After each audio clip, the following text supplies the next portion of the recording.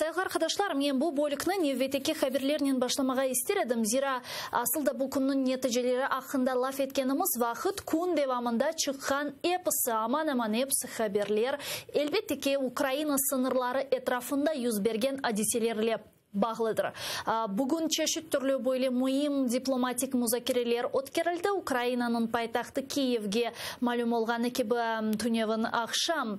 Алманияның тышышлері Назира, Френкистанның тышышлері Назирлері демек бойлы ресми зиярет керчеклештірділер ве Украина этрафында юзберген адиселер лаф етілді. Бүгін алынған хаберлерге көре Америка Бірлешкен Девлетлерінің госсекретарь деп айталар девлет кәтібі, яғни бізіманлағанымыз тілде тышышлері Назира Украинаға ярын зиярет керчеклештірейджек екен ве бүгін хабер алғанымызға көре яқын вақытта бір афта, аман-аман бір афта евелсі Украинаны Америка Бірлешкен Девлетлерінің меркези истихбарат қызметінің елбасшысы Бёрнс зиярет еткен ве Коршывлер керчеклештірген ве іште Украина сынырларында юзберген адиселер кергенлешмеге девам ете тарафлама іште ғарби итифақдашларымыз Русияны башлатмамасы үшін тенбейлемеге тырыша санкциялар яптырымлар әле демек тоқтатмаға бойле тырышалар. Путин тарафындан, Кремль тарафындан ве оларының дипломатик қызметлері тарафындан қорқытуф шиарлары, қорқытуф сөзлері ве ифаделері келмеге девам етелер. О себептен бұл вазиет кергенлешкені себебінден біздерді елбеттеке яқындан юз бергенлеріні тақып етеміз. Хусусан бұл вазиет Русияның Америка Бірлешкен Девлетлері вен НАТОға сеслендірілген талаплары реддеттілгенінден sonra да шиддетлешті деп айтмаға мүмкін. Зира малюм олғаны кебі декабрьнің ортасында Русия Федерациясы НАТО ве Америкадан шарқи бөлгелерге кеңлештірілмемесі или бағлы талапларының сеслендірді ве атта 1997 сенесінің сынырларына НАТОға қайтмасыны талап етті. Русия Федерациясы белттіке НАТОда ве Америка Бірлешкен Девлетлерінде бұқыбы талапларына атта ультиматумларға қаршылық көстерілді ве рет етілді. Айнен бұл себептен шымды Русия айта ки олар язувлы бойлы бір нәтижелеріні жауапларыны беклейлер. Егер ке бұл кібі язувлы жауаплар олмаса артық анги бір әрекетлеріні қолланажақларына қарар бережеклер деп айтылар ки Ян Столтенберг аман-аман бір саат евелсі Олаф Шольц Алманияның канцлері или Корушов керчеклештіргенінден соңра деді ке Русияге ені бір бойле Корушов музакерелерні теклев етті. Яқын вақыта Русия НАТО шурасының топлашуларының кене өткерілмесі керек олғаныны айта. Бірчоқ Украин саясетчілері бұның вақытны чозмақ үшін япқанларыны білдірелер. Яғни умуми вазиет бойле біраз керген көріне кебі сайғалар қадашлар. Бұл ведігер меселеріні яйынымызға қошылған Қырым-татар саясетчіміз Мелемежі Сазасы ве Қырым-татар ресурс мерkezінің елбасшысы Ескендір Бариевнен лаф етмеге азырмыз. Ескендір аға, селям алейкум, қайырлы ақшамлар. Алейкум селям. Жумлемізге Ескендір аға, менің юқарыда айтып кешкенлерімні сізде шыткендірсіңіз. Аққатенде Украина сынырлары етрафында вазиет керген. Сізге насыл көріне Русия аққатенде бойле невбетеке женкні башлата біле ма? Ала білем. Уладяет ма спим. Аман бақыныз әбет шынчық Русия озын күветіні көстерместі Русия бұтын дүнияда бір субъект olarak ya da субъект değil, а бұл как глобальный. Дело в том, что Российская Федерация пытается сейчас максимально показать и навязать свою игру. Российская Федерация пытается продемонстрировать, что она является глобальным игроком. Российская Федерация пытается продемонстрировать, что у нее должна быть определенная сфера влияния. И вот как раз-таки мы, я думаю, не только мы, а весь мир наблюдал за тем, что происходило в первых числах января. И как раз-таки мы видели, как проходили переговорные процессы. Я хочу отметить следующее. Для того, чтобы мы понимали, какие результаты, какие тенденции, какие, скажем, процессы могут дальше быть. В первую очередь, что касается самой Украины в этом процессе, то здесь действительно Украина впервые достигла уровня в вопросах оккупации территории Украины и самой Украины наивысшего уровня. Потому что если мы обратим внимание или вспомним, когда и президент Украины, на тот момент тогда еще Петро Порошенко, неоднократно заявлял о том, что мы пытаемся достигнуть или создать платформу переговорную, и в идеале это Женева +1, для того, чтобы там обязательно участвовали в этих переговорных процессах, непосредственно участвовали Соединенные Штаты Америки и, возможно, участвовала в том числе Турецкая Республика. Что мы получили на самом деле в начале года?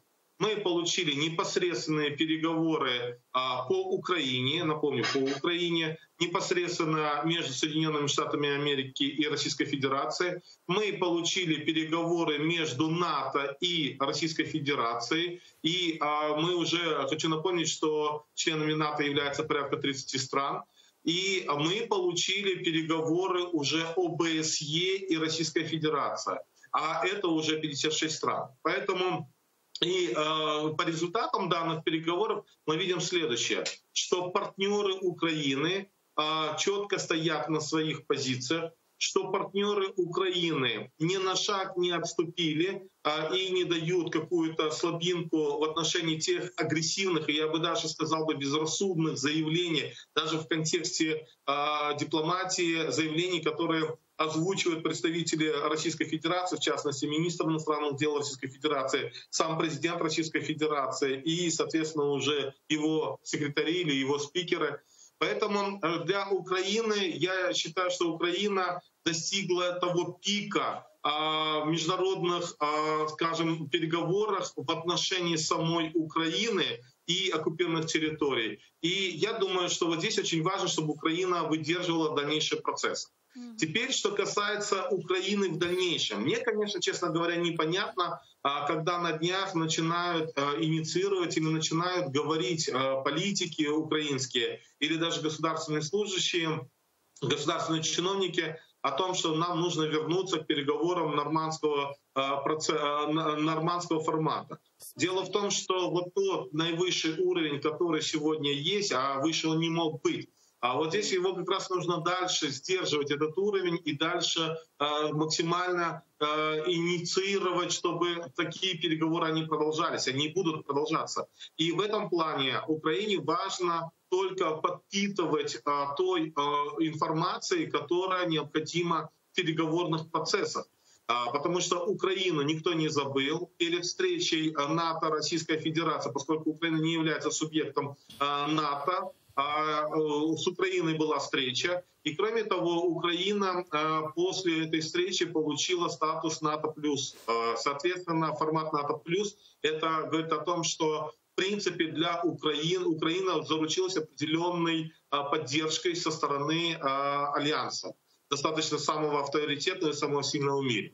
Теперь, когда мы говорим о Соединенных Штатах Америки, мы видим четкую принципиальную позицию Соединенных Штатов Америки. С одной стороны, мы видим системную политику Соединенных Штатов Америки со своими партнерами, когда мы говорим про предварительные переговоры со странами НАТО, членами НАТО, со странами ОБСЕ, и поэтому мы увидели консолидированную позицию. И, конечно же, никогда не отойдут или не будут нарушать основные принципы, о чем мы с вами в Государственном неоднократно говорили. Это, конечно же, суверенность любого государства, право любого государства, суверенное право выбирать, находиться или не находиться в том или ином альянсе, в том или ином блоке. И, соответственно, конечно же, те ультимативные заявления о возвращении в границы 1997 года, конечно, никто на это не пойдет. А что касается Российской Федерации, то здесь мы видим следующее, что на самом деле все эти переговорные процессы Российская Федерация проиграла. Она выиграла только в одном, что Российская Федерация сегодня находится на первых страницах всех передовых или самых главных мировых СМИ. И, конечно же, все знают, слышат и понимают, что может дальше предпринять Российская Федерация. С другой стороны, конечно же, Российская Федерация, получив принципиальный ответ, и понятно, что она не ожидала, на мой взгляд, дипломат Российской Федерации, что НАТО там согласится возвращаться на уровень 1997 года. Было бы наивно это полагать. Да, конечно. Но, с другой стороны, мы понимаем, что Российская Федерация рассчитывала на определенные уступки. В частности, когда НАТО конкретно заявит, что там, мы готовы, или там, американские партнеры заявят о том, что мы готовы на продолжение Северного потока-2, мы готовы на то, что там Украина не будет членом НАТО, только вы отведите войска, чтобы не было, ее нужно произвести деэскалацию. Но мы видим, что после данных принципиальных и четких заявлений Российская Федерация будет действовать дальше. Каким образом она будет действовать дальше? Здесь многие эксперты выступают и говорят с разными точками зрения. Но, во всяком случае, то, что мы уже сейчас видим определенные провокационные действия, в том числе на территории Украины, и даже вот то, что сегодня мы слышали, что порядка 46 школ якобы заминированы в городе Киеве, это в том числе те посылы, когда происходят, скажем, те службы, которые ответственны за подобные действия, они вынуждены отреагировать на подобные заявления в любом случае. А представьте масштаб, и представьте, для чего это все это делается, для того, чтобы дестабилизировать ситуацию. Меня, как крымского татарина, который, ну, скажем, как члена Меджлиса татарского народа, который отстаивал проукраинскую позицию, очень беспокоит и сегодняшняя ситуация, связанная с судами в отношении 5-го президента. Вот здесь я хотел бы разграничить следующий момент. С одной стороны, я не понимаю принципиальную позицию действующего президента и, соответственно, его ближайшего окружения, когда, учитывая реальную угрозу и то, что Российская Федерация ждет любую дестабилизацию ситуации в Украине, идет на эти шаги. И с другой стороны, я не понимаю 5-го президента, когда, в принципе, он, понимая, что его возвращение в Украину и, соответственно, активно переводя данные процессы из юридического в политический, они в том числе являются компонентами дестабилизации ситуации в стране.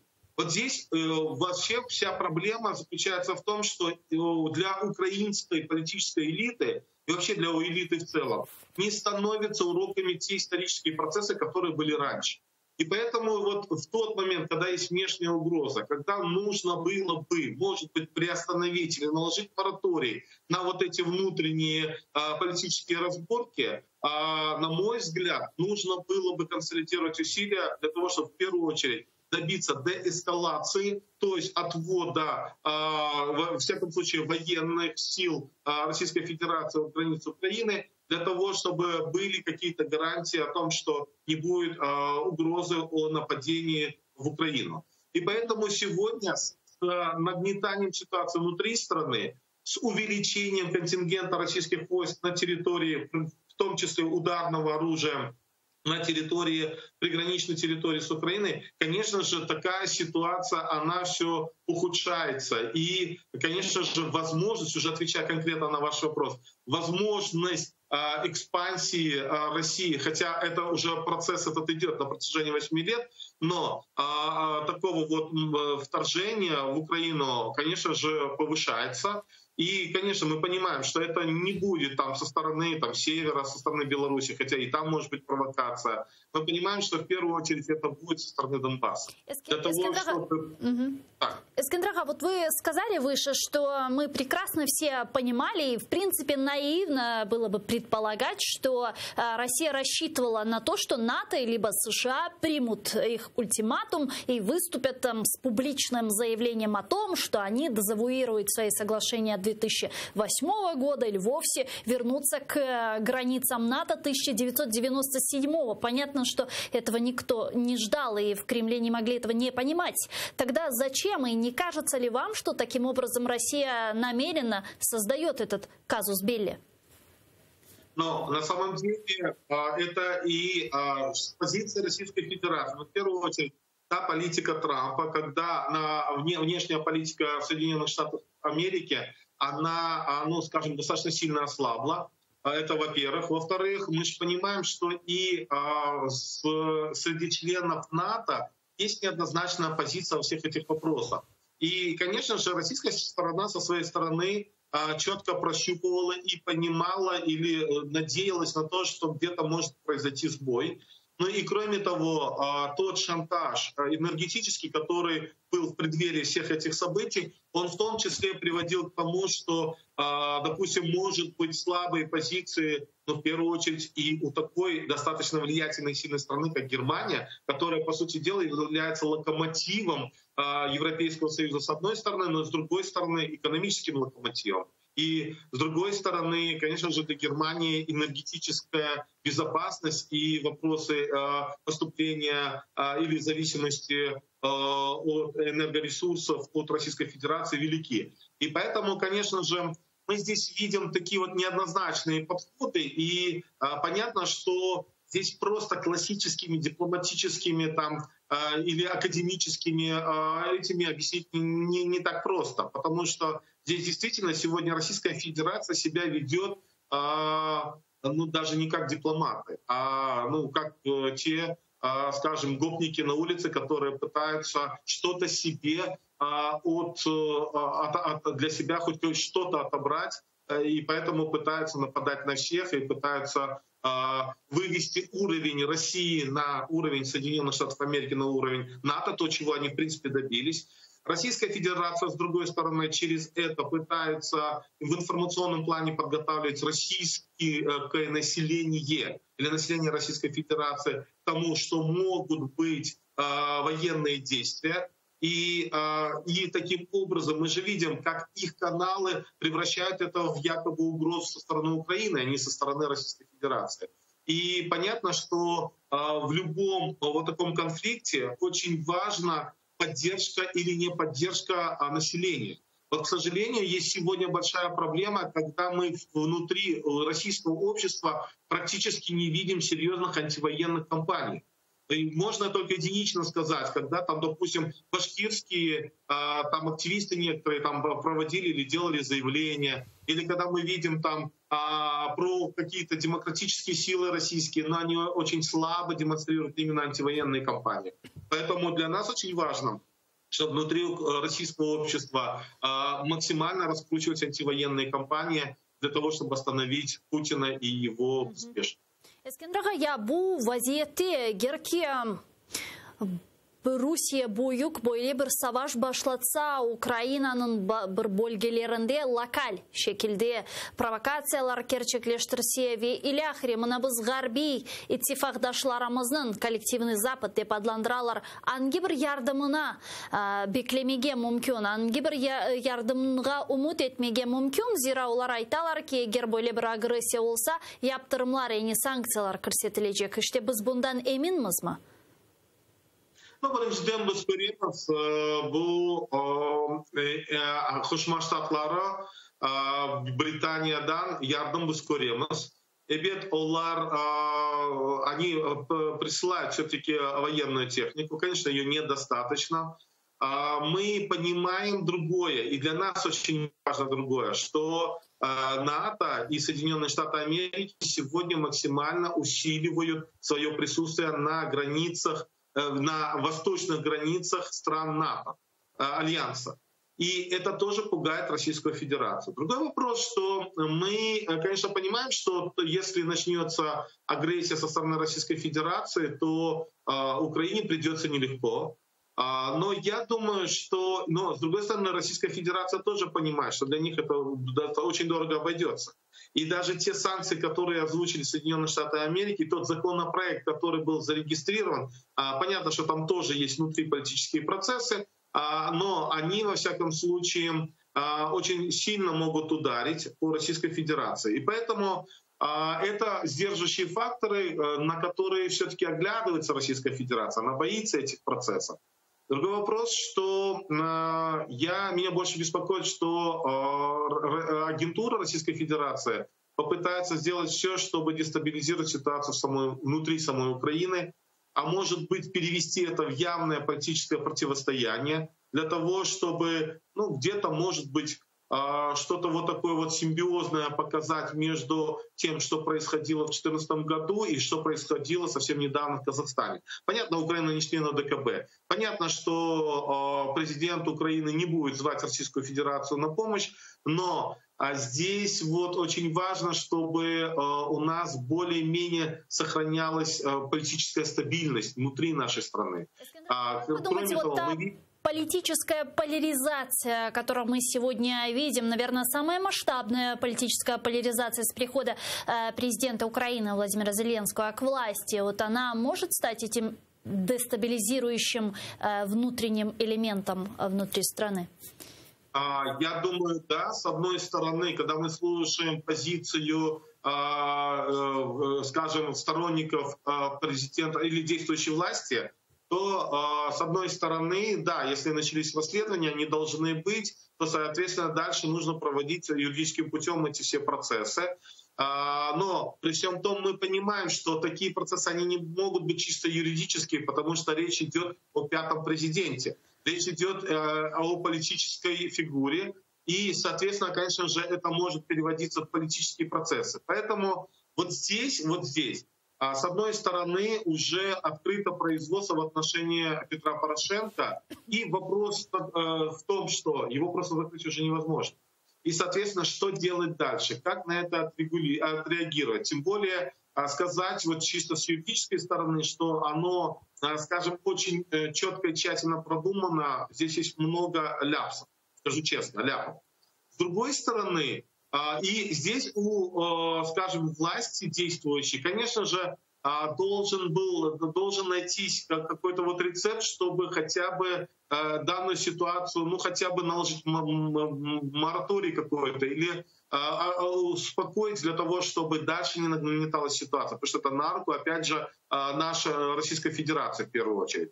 Теперь, что касается Порошенко и его сторонников, и его команды. Понятно, что для своей защиты ему необходимо переводить это в политические процессы. Это будет влиять и на его рейтинг, и будет влиять на дальнейшие процессы. Но это в том числе негативно влияет, опять же, в интересах Украины в целом.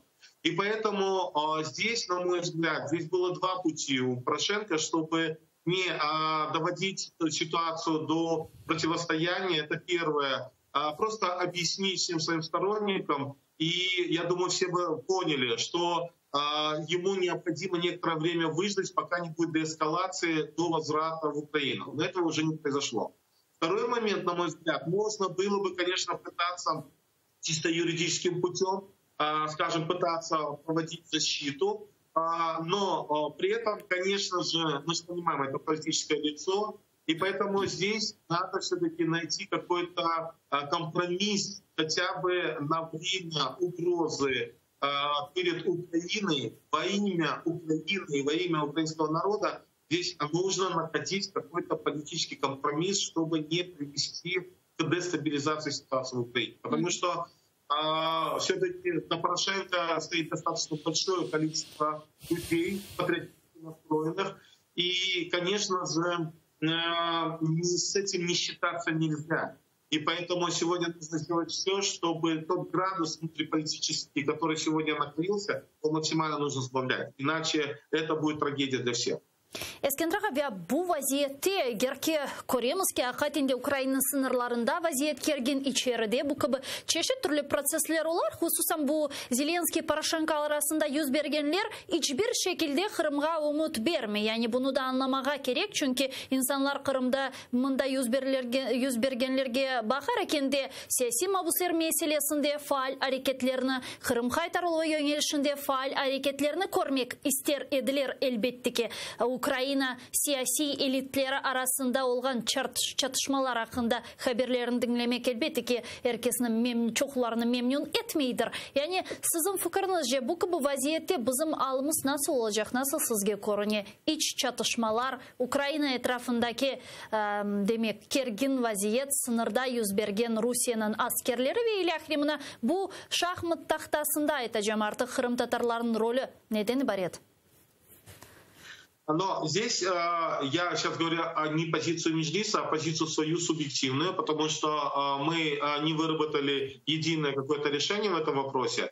Но, с одной стороны, когда мы говорим о Крыме и крымских татарах, то, в принципе, и если переводить на плоскость или на шахматную доску внутри политических процессов, то, в принципе, и Петр Порошенко был за то, чтобы все-таки за деоккупацию Крыма и, соответственно, в поддержку крымско-татарского народа как коренного народа. И по действиям действующей власти мы видим достаточно серьезные шаги вперед, когда была разработана стратегия деоккупации, когда был принят закон об отмене о свободной экономической зоне, был закон принят о коренных народах Украины, и, соответственно, была создана Крымская платформа. Ведь мы видим, что одной из причин, на мой взгляд, эскалации на приграничных территориях с Украиной является в том числе Крымская платформа. И в своих заявлениях Путин неоднократно проговаривался на пресс-конференциях с такой вот ненавистью в отношении Крымской платформы.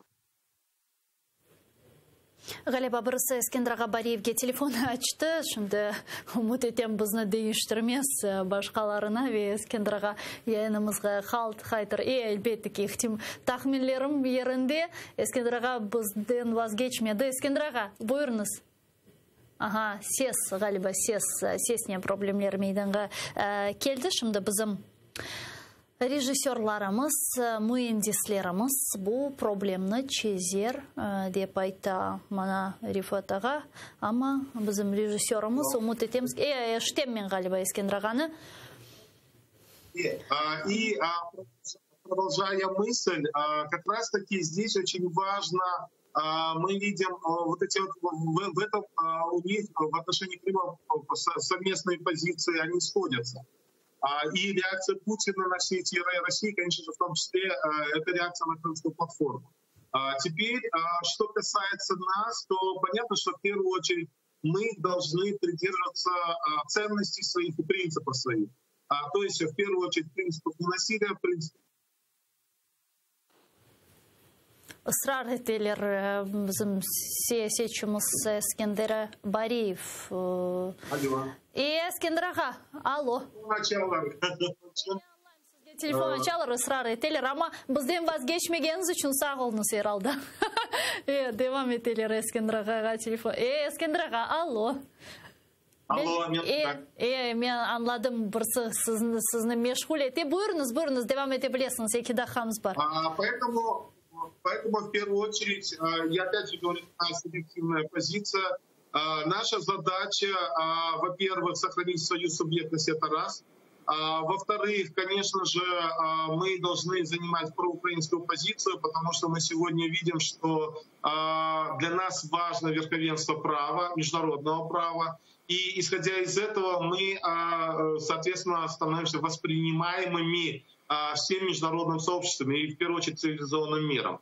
Ну и в-третьих, конечно же, но на мой взгляд, наверное, нам нужно дать посылы в том, что сегодня мы, исходя из собственного опыта, когда мы подверглись и оккупации, и преследованиям и так далее, обратить внимание к тому, чтобы политические элиты Украины все-таки на сегодняшний день могли хоть как-то объединиться, чтобы в первую очередь противостоять внешней агрессии, а потом уже разбираться.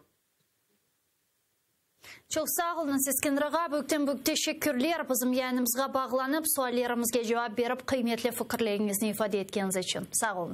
Eskender Bariyev